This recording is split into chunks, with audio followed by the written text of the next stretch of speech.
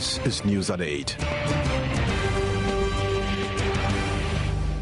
This is a primetime news bulletin here on Joy News on Multi TV. Coming up, President Obama describes departed South African leader Nelson Mandela as the last great liberator of the 20th century, as over 90 world leaders attend his memorial service.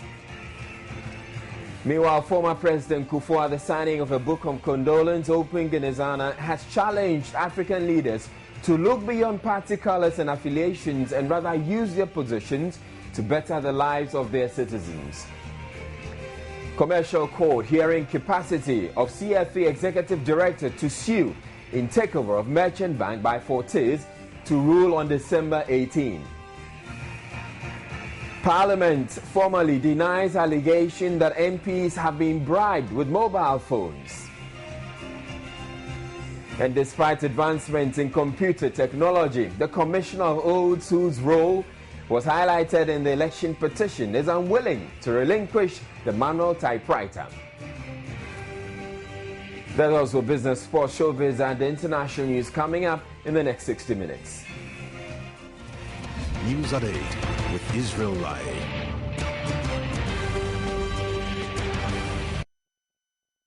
In our very first story, over 100 world leaders and former presidents Tuesday joined thousands of South Africans for the National Memorial Service for the country's former president, Nelson Mandela. The ceremony produced some informal diplomacy as presidents of longtime foes, the United States of America and Cuba, shook hands. In his address to the gathering, U.S. President Barack Obama described Mandela as the last great liberator of the 20th century. Mandela, the last walk, struck by lightning bolts in the dead of night, dazed and disorientated, grappling with the cauldron of emotions, struggling sinew and nerve to bid farewell to an immortal, caught in the whirlwind. What do I do?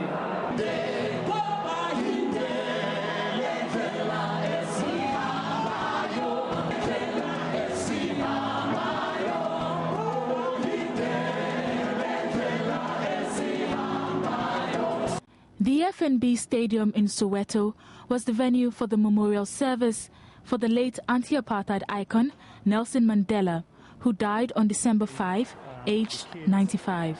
As he was a unifier during his lifetime, in death, Madiba's memorial service was also a forum to heal old wounds. Tuesday's memorial service produced some informal diplomacy. U.S. President Barack Obama was shown shaking hands with Cuban President Raul Castro as he walked to the podium. He described Mandela as a giant of history. Mandela taught us the power of action, but he also taught us the power of ideas. For the people of South Africa, for those he inspired around the globe, Madiba's passing is rightly a time of mourning and a time to celebrate a heroic life. But I believe it should also prompt in each of us a time for self-reflection. With honesty, regardless of our station or our circumstance, we must ask, how well have I applied his lessons in my own life? For the UN Secretary General, Madiba's contribution to world peace cannot be equaled. He hated hatred, not the people caught in the greed. He showed the awesome power of forgiveness and of connecting people with each other and with the true meaning of peace. Nelson Mandela showed us the way with a heart larger than this stadium and an infectious smile that could easily power his light. Current South African President Jacob Zuma, who delivered the keynote address, hailed Nelson Mandela as a fearless leader who touched the world. Today, Madiba is no more. He leaves behind a nation that loves him dearly. He leaves a continent that is truly proud to call him an African. He leaves the people of the world, who embraced him as their own beloved icon. Most importantly, he leaves behind a deeply entrenched legacy of freedom, human rights, and democracy in our country.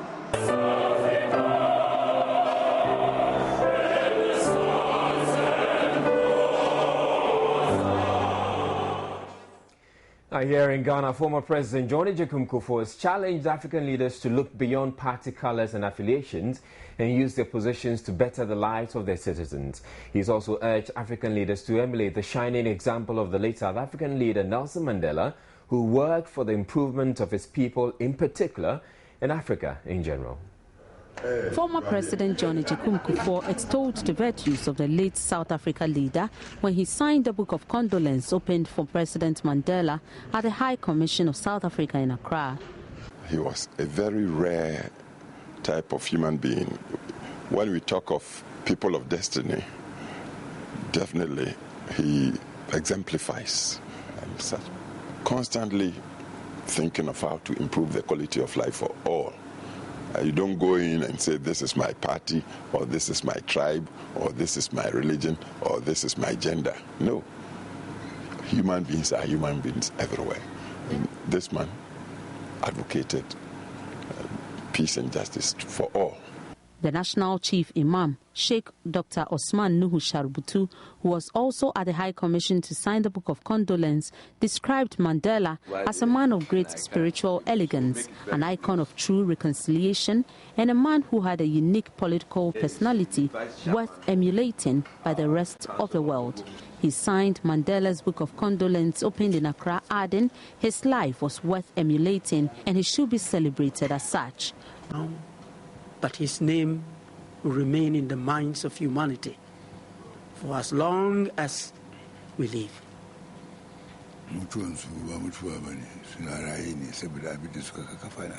Yes. Although he's dead, but he's still with us. Yes. We hope and pray that Almighty Allah will give us people like him to lead us to salvation.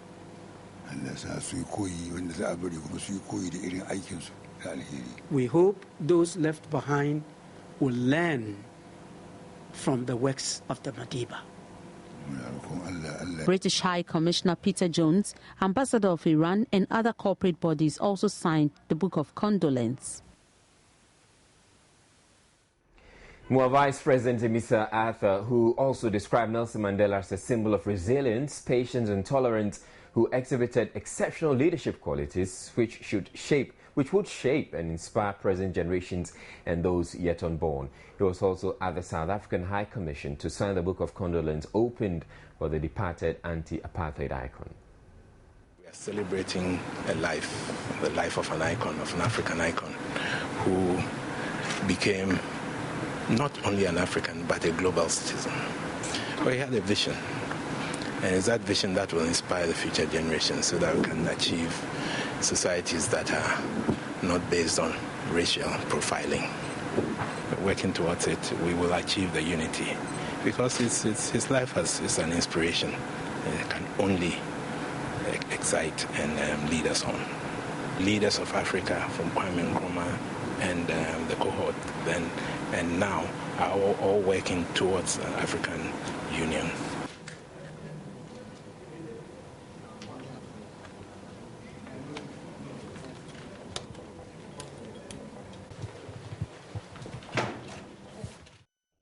In other news, an Accra Commercial Court has fixed Wednesday, December 18 to rule on the capacity of Andrea Wuni to legally intervene in the takeover of Merchant Bank by Fortis Equity Fund. The Executive Director of the Center for Freedom and Accuracy has sued the Social Security and National Insurance Trust and 12 others in an attempt to stop the transaction because he says the state is not getting the best deal. But lawyer for Fortis wants the case struck out because Andrea Wuni is not a member of the Merchant Bank board and also has no say in the operations of the bank. Counsel for Fortis Equity Fund, Tony Lita, opened his arguments by questioning the legal basis and the capacity in which the matter was being brought to court, claiming the complainant had no say in the operations of Merchant Bank and SSNIT, and such cannot direct SSNIT as to how to go about its operations. He accused Andrea Winnie of trying to undermine the work of the Bank of Ghana with his claims that he had not done due diligence in awarding the sales contract to Fortis. He also noted that no contributor of SSNIT has the right to question how it goes about its work, as the law does not give them any such right. Another argument Tony later raised was that Merchant Bank was a limited liability company established under the Companies Act and that Andrea Winnie had no case. He stated how the suit is hurting the operations of both SSNIT and Merchant Bank, as well as Fortis Equity Fund, and prayed the court to dismiss the case and award a huge fine against the executive director of the CFA for the damage caused to their image. In a sharp rebuttal, however, legal counsel for the plaintiff, Egbert Fabel, quoted portions of the Pensions Act which mandates contributors to demand to know how their monies were being invested. According to him, it was strange the Bank of Ghana decided to award the sales contract to Fortis, a company that had been in existence for only 6 months, where other formidable suitors, including First Rand of South Africa and UT Bank, were turned away. Ebert Fable also added KPMG has been served as a party to the suit to explain how they carried out their work that found Fortis as the most suitable buyer for Merchant Bank. He also told the court Andrea Winnie did not need to be a board member of either Merchant Bank or SSNIT to demand to know how their pension funds were being used. He later described the application to throw the matter out of court as mischievous and an attempt to deceive the Ghanaian people. When proceedings ended, a visually charged Andrea Winnie had wanted to comment about proceedings in court but was prevented from doing so by his lawyers. Tony Lita is telling Ghanaian contributors to the Senate Fund today that yes, just bring your monies, but get out of our face. You have no right to talk to us. That's Tony Lita's argument.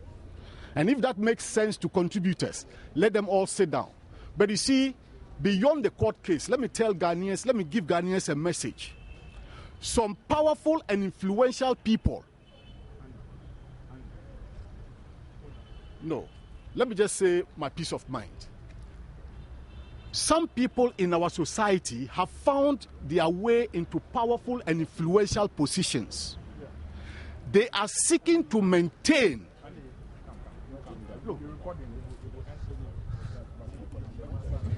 He meanwhile had a message for Ghanaians. The crux of the argument is about your contributions to SSNIT and your relationship with SSNIT. Whether you have the capacity to comment on what SSNIT is doing, whether you have the capacity to even give any opinion at all whatsoever as to what SSNIT does with your contributions. That is a larger question for all contributors, not just Andrea Winnie. So whether you are in court here or not, this case is about you, long as you contribute to the Senate Fund. Ruling on the matter will be heard on Wednesday, December 18. Minister of Fisheries and Aquaculture Development, Nayon Bilijo, has asked leaders of New Takrady in the Western region to decide on a new site for the construction of a fish cold store with ice-making facility as soon as possible for work to begin before the year ends. According to the minister, failure to do this will see the community losing the opportunity to have the facility sited in their community. The minister made this known at a Meet the Press series in Accra on Tuesday. The project, which began in 2007, has stalled in New Takrady, whilst the other 6 communities in the country, which are also benefiting from it, have theirs nearing completion. Minister of Fisheries and Aquaculture Development says the community has over the years presented the same site, which has been rejected for not being suitable. And for 6 years, New Takrady cannot give a site suitable for the project. We have been there several times. They promise they will get, you go, and nothing has happened. So we have told them, through the agreement that we are doing this project, the whole thing comes to an end 31st December 2013. If you commence before 2013,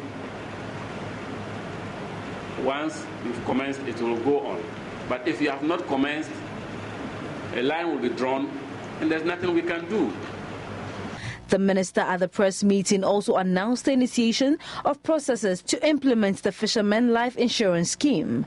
The scheme is expected to help in the transfer of liability of damage of working tools and payment of compensation in the event of accident.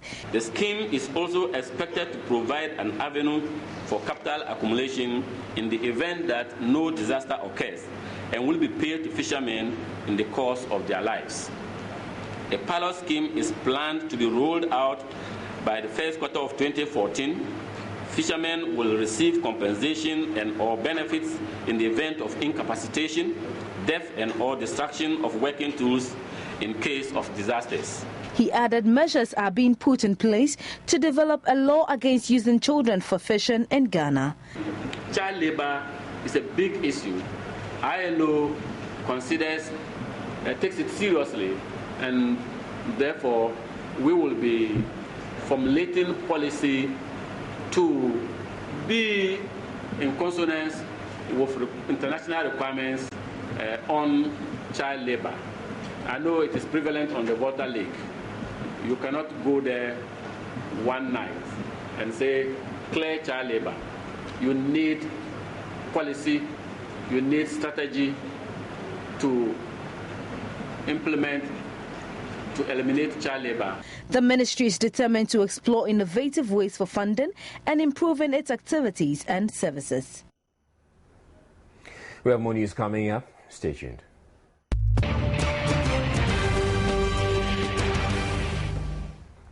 Parliament has refuted allegations contained in recent media reports that MPs have been bribed with mobile phones.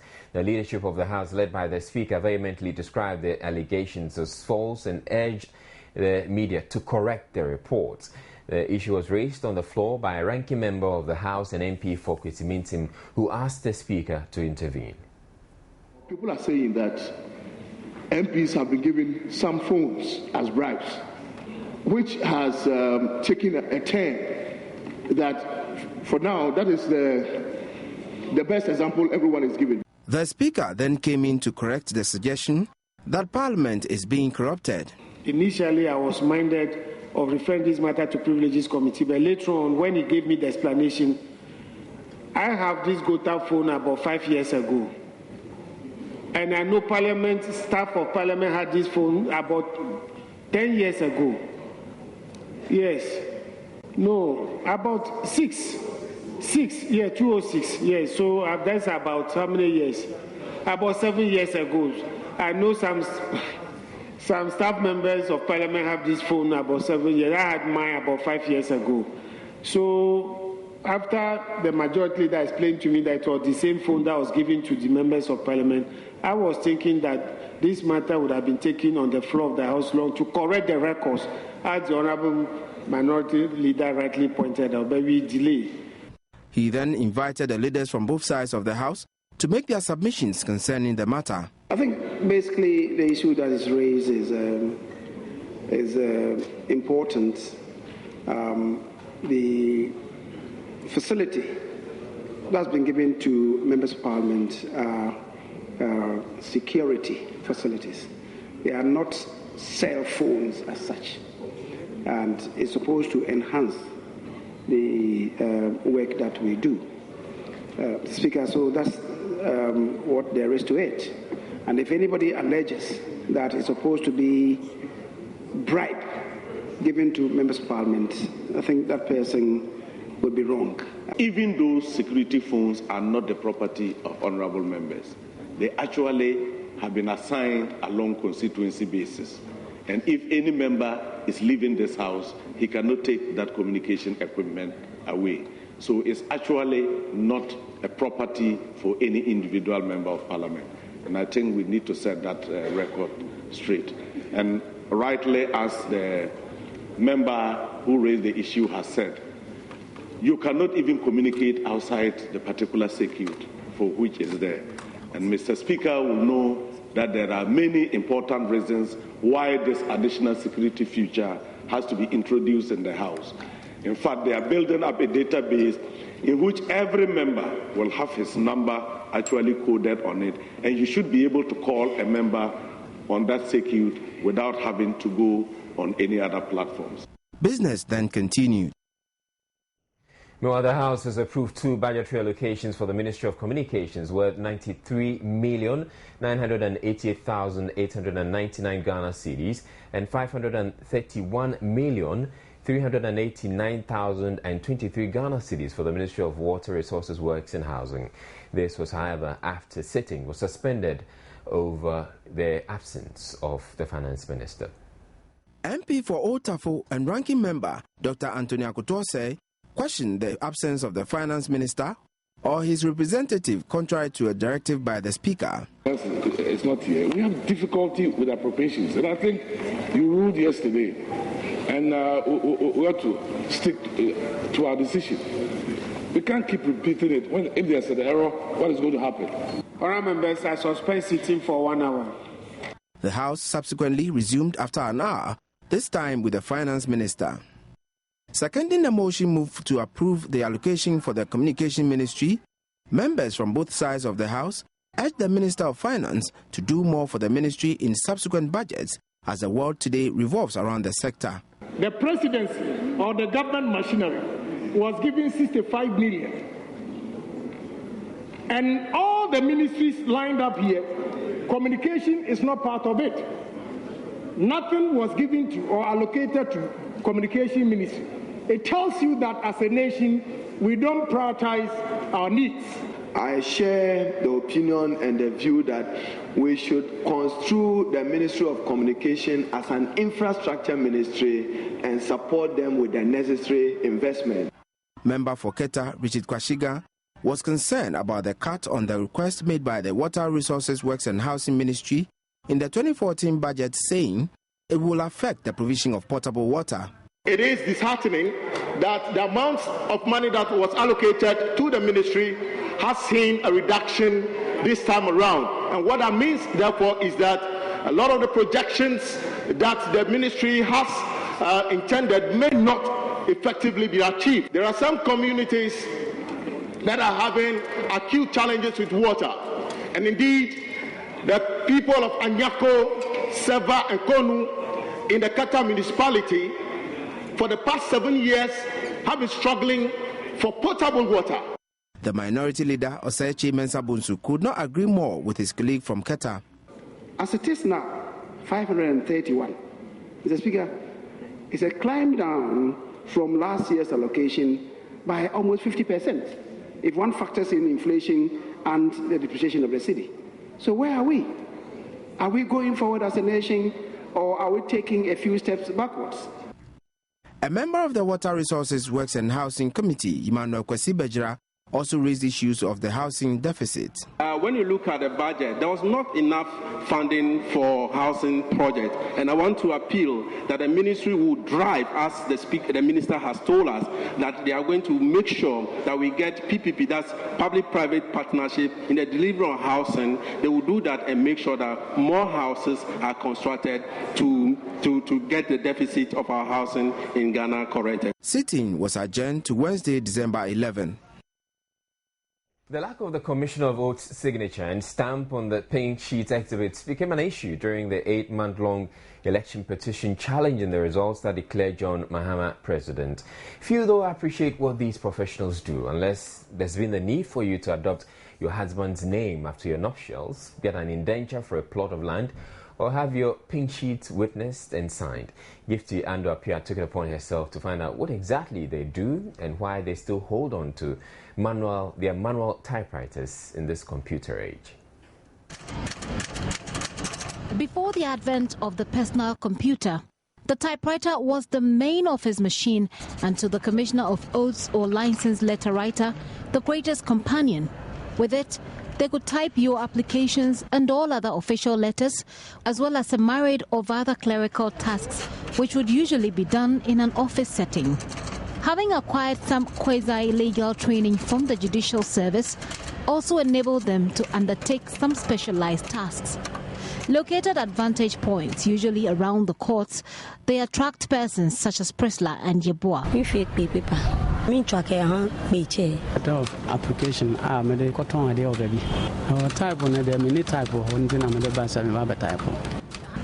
JBO Dankwa obtained his license in 1976 whilst with the Kumasi Regional Administration. He is now positioned here at the Accra Post Office. He has been here for the past 32 years. We operate under a certain ordinance, a retreat protection ordinance. We are empowered to do various documents, especially documents going to court, order letters, and filling of forms, so many things. There's a human touch to them as well, and are quite approachable to nearly half of the population who cannot read and write. If somebody needs something like a declaration, we know how to make it, something like Power 20, there's a lot of things that they can do it.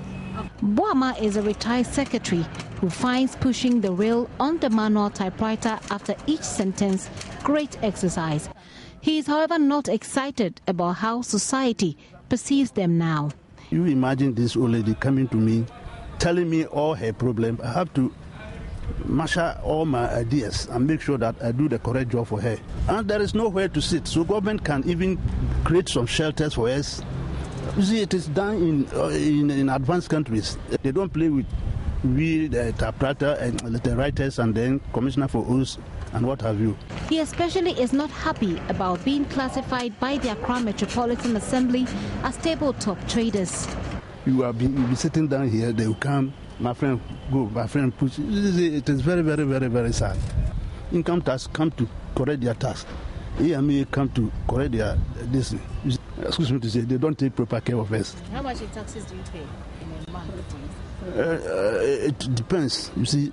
Anyway, that's why I'm saying that if they were to make proper shells for us and then impose some tax which may also benefit the nation, I think.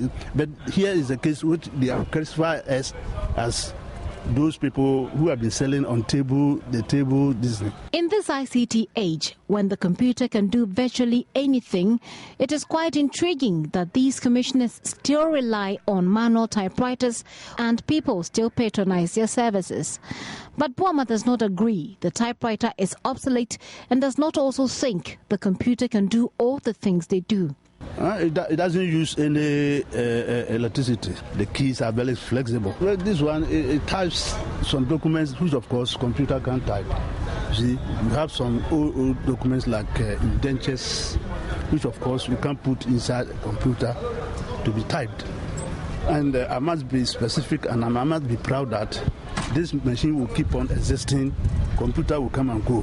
Most of these letter writers or commissioners of oaths are not even conversant with the computer. Neither are some of their customers. For computer, I've been used. I have to learn it, which will, at this my age.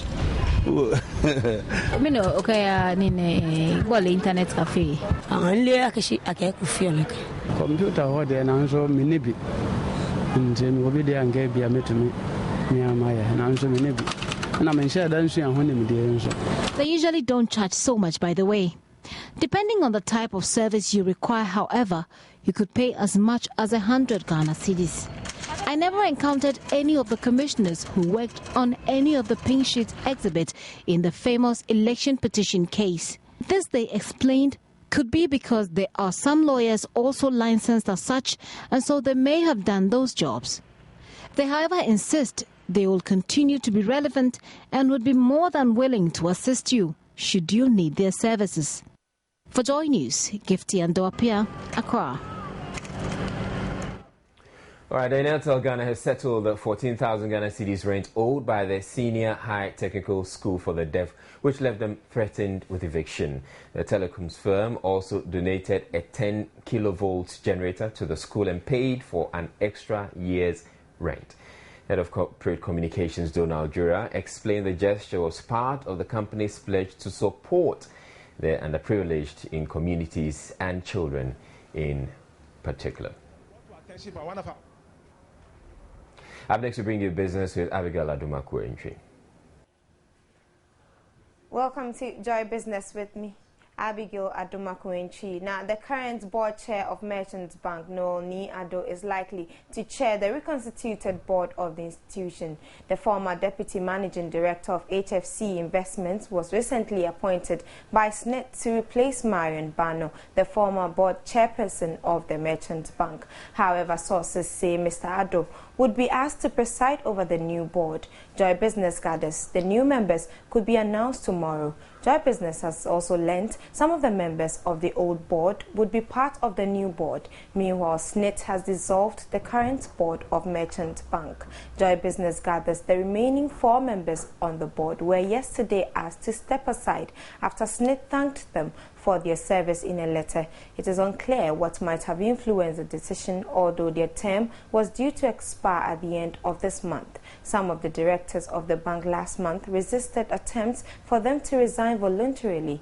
They argued that since Fortiz's has not technically concluded the takeover, the new owners cannot force them out. 4 members of the board stepped down earlier this year, citing personal reasons. They include board chairperson Marion Bano, the managing director Joseph Tete, Seth Kwesi Day, and Dr. Bill Pupilampu. The 9 board members were appointed by SNET in 2009 to serve for 4 years.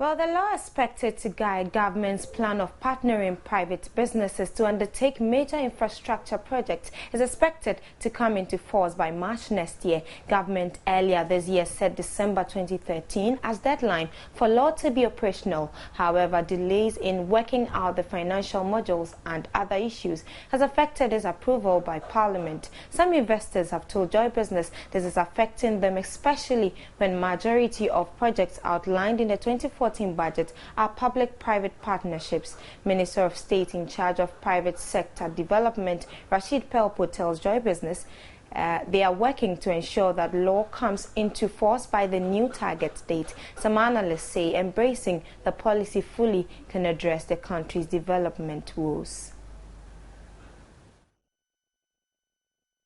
Now, away from that, human rights group ActionAid Ghana has launched a new global project in the northern regional capital, Tamale. The project will, among others, build the capacity of the youth and train them in entrepreneurial development to enable them impact positively on their societies. The project, according to the Deputy Country Director of ActionAid Ghana, would provide training and capacity building for organizations and young individuals to enable them become active global citizens and to help them realize their potentials as positive social change makers. Speaking at the launch of the project in Tamale, Alhaji Yakubu Muhammad Sani said the Global Platform project would also serve as a platform for the West African sub-region. Trainees are expected to be trained in areas including governance, human rights, global citizenship, campaign management, youth mobilization, social entrepreneurship, volunteerism, communication, and new media. According to Alhaji Sani, the training hub is open to everyone working for social change or those willing to cooperate with ActionAid Ghana to execute its activities through the platform. Board chairperson of ActionAid Ghana, Marilyn Eniwa, said the implementation of a project is in line with the human rights-based approach of the NGO to make society more supportive of the rights of the poor and marginalized. She spoke of strides made by ActionAid Ghana in that regard, including bringing about change in the lives of alleged witches at witches camps, adding the NGO and its partners will continue to create excellent opportunities to share and connect local struggles with national and international movements. We have done this in our campaign for the establishment of the alleged witches camps, zero tolerance to marriage by abduction, abolition of negative widowhood rights, and advocacy for the passage of the legislative instrument on the DBD Act. We have also learned from our efforts to make change happen through a shift from discrete schematic projects to looking at work in the context of broader social change processes, which promote links across programs and strategies to foster short and long-term change. Northern Regional Coordinating Director Alhaji Alhassan Isahaku, who unveiled the platform, commended ActionAid Ghana for the immense contribution it had made towards the development of the northern part of the country. He urged the youth to take advantage of the platform to acquire leadership and career skills that would give them better future to contribute to the development of the nation.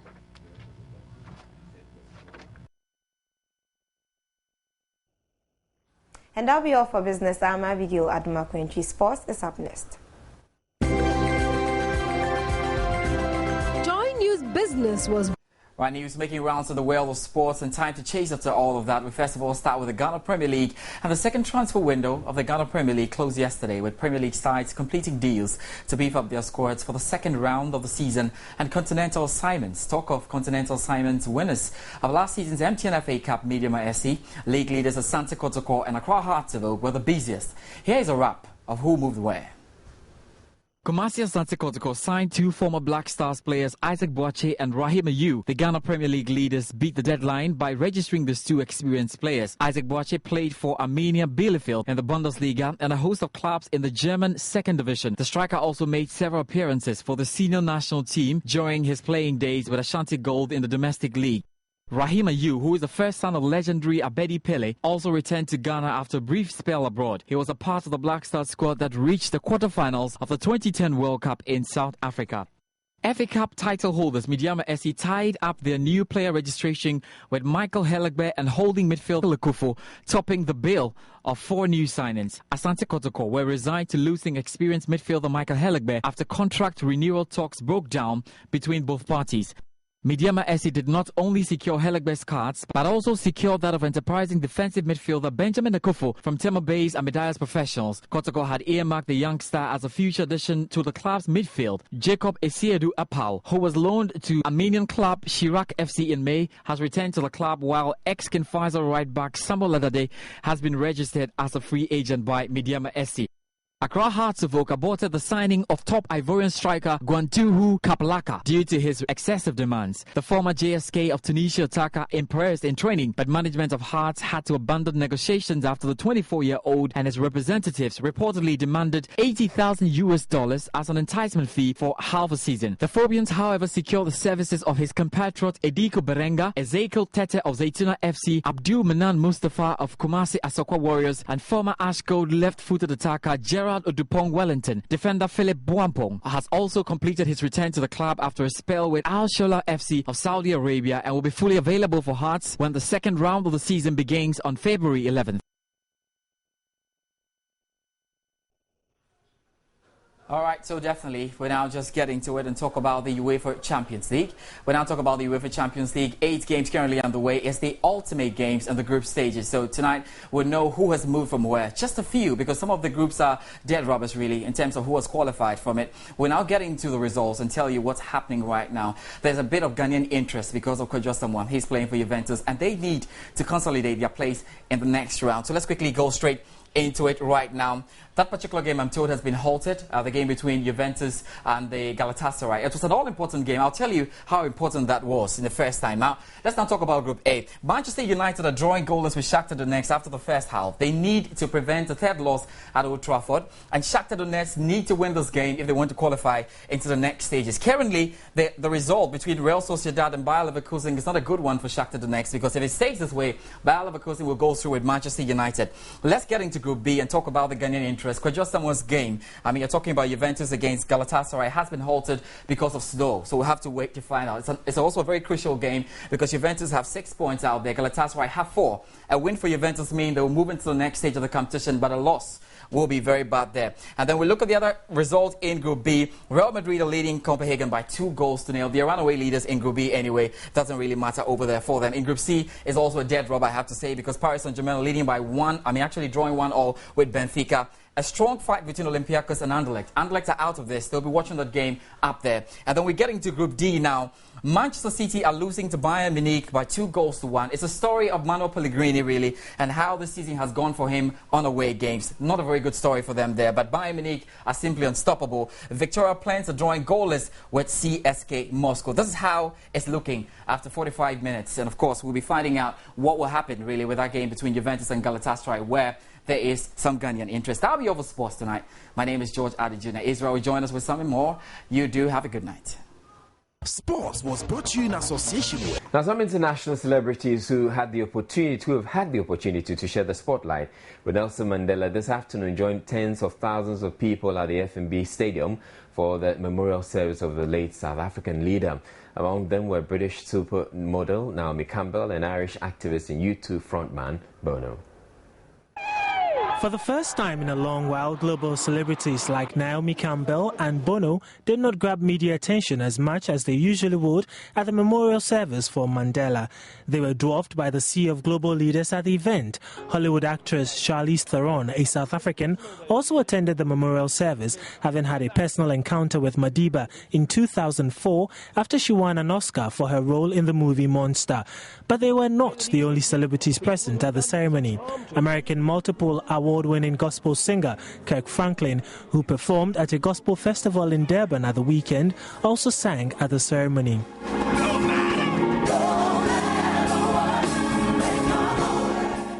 Meanwhile, back home in Ghana, rapper D Black has signed a book of condolence for the late South African president and called on his fellow musicians to emulate Mandela's life.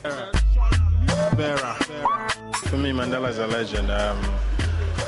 From being imprisoned in the same country that he became a president of is a great achievement. He's a hero for so many people around the world, not just in Africa. Being invited here to sign a book of condolence is a big thing for me. I go to South Africa a lot. I love my South African people. South Africa is one of the greatest nations on the continent, so I'm just glad to be a part of this. For the bulletin, before we go to a quick run through our top stories, President Obama has described the departed South African leader Nelson Mandela as the last great liberator of the 20th century, as over 90 world leaders attended his memorial service. Meanwhile, former President Kufuor, at the signing of a book of condolence opened in his honor, has challenged African leaders to look beyond party colors and affiliations and rather use their positions to better the lives of their citizens. Commercial court hearing capacity of CFA Executive Director to sue in takeover of Merchant Bank by Fortis to rule on December 18. Parliament has formally denied allegations that MPs have been bribed with mobile phones. And despite the advancements in computer technology, the Commissioner of Oaths, whose role was highlighted in the election petition, is unwilling to relinquish the manual typewriter. That's it for the bulletin. For more news, log on to myjoyonline.com. My name is Israel Live.